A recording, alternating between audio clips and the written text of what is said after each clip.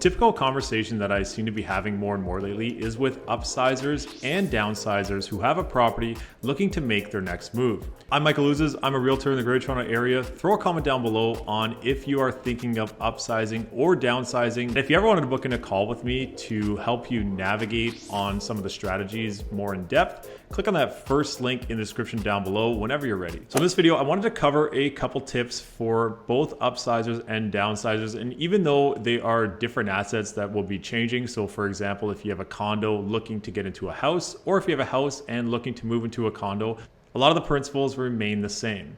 So the first place we'll start is right here, and this is the Greater Toronto Area benchmark price according to February 2023. This is a great chart because it does show where things are at and compares it to 3 years and 5 years ago. So if you've had your asset for over 3 years, chances are you've done pretty well on that property. So every time I sit down and have these conversations, there are a few steps to go through with the sellers to make sure we go through everything and come up with a plan that's specific to your needs. As we discuss strategy, there are a few things to consider when buying and selling in the current market. If you do have a mortgage on your property, it'd be really important for you to discuss with your bank, mortgage specialist, mortgage broker on what are your options with your current loan. Maybe there's a penalty to break your current mortgage. Maybe you're able to port your mortgage to your next property, or maybe you need to qualify at today's rates for the property that you're looking to purchase. These are all conversations that you're going to want to have with whoever is carrying your mortgage. And if you don't have a mortgage remaining on your property and you're looking for the proceeds from your home, that brings us to our next step in pricing your property. Now, when it comes to pricing your property, it's really important to price at today's market value. If you are looking to buy and sell in the current market,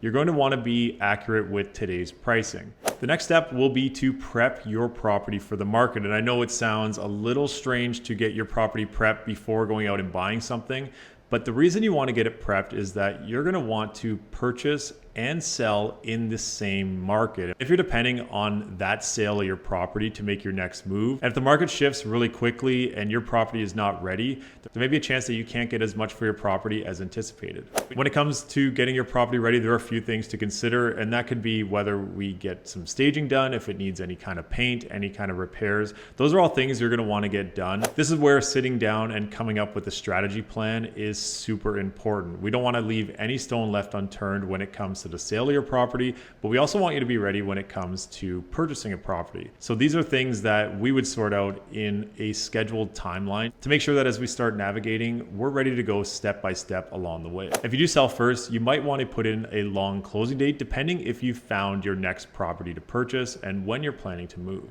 The next thing to think about is that you're in the driver's seat, and there are some strategies that we can incorporate to get the property sold as you're stepping into the purchase process. This is definitely a case-by-case basis, and every single property requires a different plan. If you ever want to discuss what that plan would look like specifically for you, click on that first link in the description down below. I'm Michael Ouzas. Thanks for watching.